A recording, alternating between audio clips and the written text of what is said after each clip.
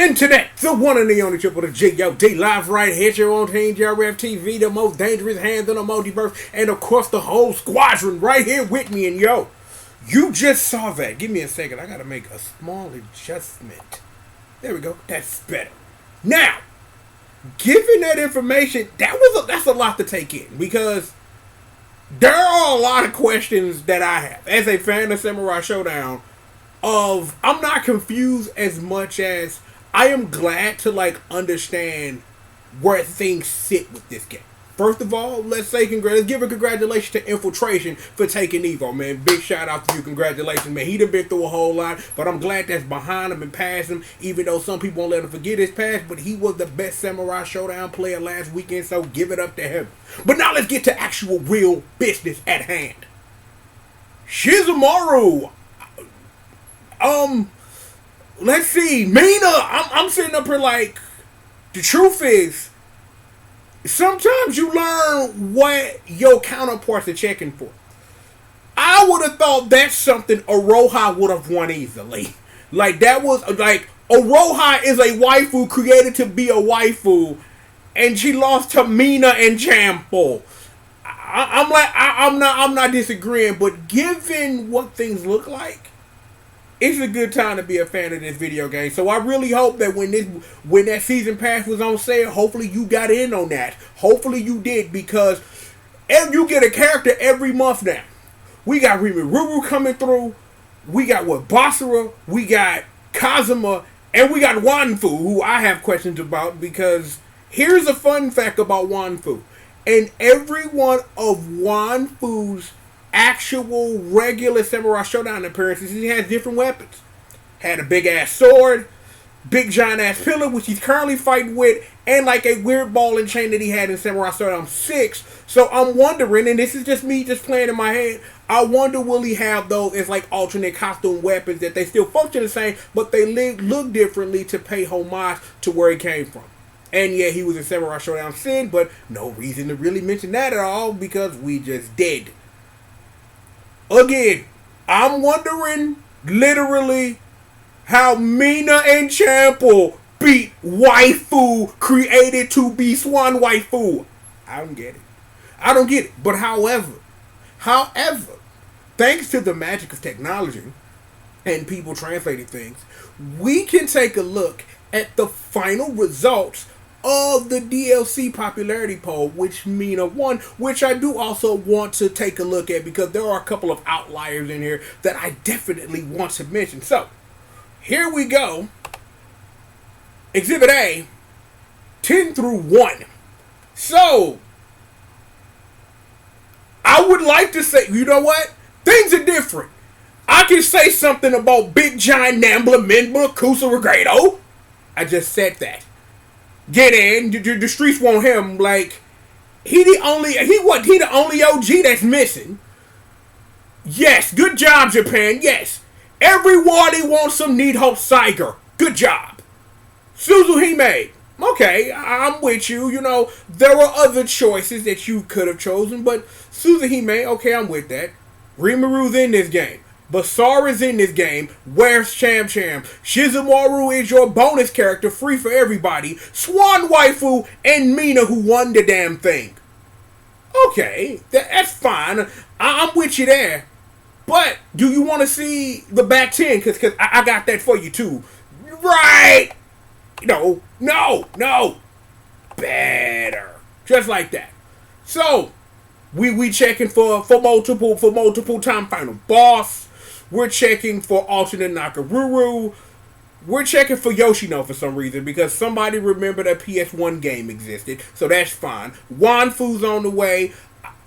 If Cosmo's in the game, I don't think Inja's very far. Yumeji, that makes sense. Kakuzi's in the building. Zankaro, I'm kind of looking like, honestly, for real, this is what I'm going to say right now. Given the current state of Samurai Shodown, Zankaro got a better chance of showing up in the King of Fighters 15 than he does in Samurai Shodown. And I'm not saying that I'm saying that because right behind him is a character we all know is going to be in the King of Fighters 15, Mizuzuki, and in the people play Samurai Shodown 6 moment, Ochimaru. Okay. I don't have any idea how you would make Ochimaru work in the current state of Samurai Shodown, but I'm not going to sit up here. I'm not going to take that away from anybody. It's like, if that's what y'all voted for, that's great. There are things. In other news, because this is on my mind, hopefully there's a poll for the King of Fighters 15, because I'm gonna sit up here, I'm gonna pretend to be Japanese, and I'm going to vote heavily for one Segumi Sendo, because she does not deserve to be stuck in a Hyper Neo Geo 64 game, which is really good, which I wish they would actually emulate, because the PS1 version's okay, but it's not the Hyper Neo Geo 64 experience you saw. Oh, and Toji too. Yeah, don't leave him over there. Put him, Toji, her Toji, and somebody else on the team. You know what I'm saying? Just putting all my feelings out there to you. So we can go ahead and get rid of all of that. I'm glad we had this conversation. I'm glad that SNK is really putting all their horses right now behind a wonderful game like Samurai Shodown. To be honest, I have not gotten a lot of opportunity to play it. Like, I played it day one. Got a chance to get my hands on it. And I want to do a video on it, but then when I realized how much information I had, I didn't have enough to sit up here and actually put out something that I can sit up here and be proud of, because I didn't do enough, and I haven't played the game since day one. So it is what it is. Don't mind me. I'm just going to have a little coffee here. Gotta keep that energy up. But yeah, Rimururu, Shizumaru, Basara, Kazuki, and the boy Wanfu, hopefully who has multiple weapons. It's a good time to be a Samurai Shodown fan, folks. Between previously on this show, when we talked about how important Haomaru being a Soul Calibur is, it's good to see that they really pushing this hard. And Mina coming with 3 other people. Oroha is a lock. Something's telling me out of that 20, somebody who was not on that list is going to be on there. And this is my personal wish. This is just me, right?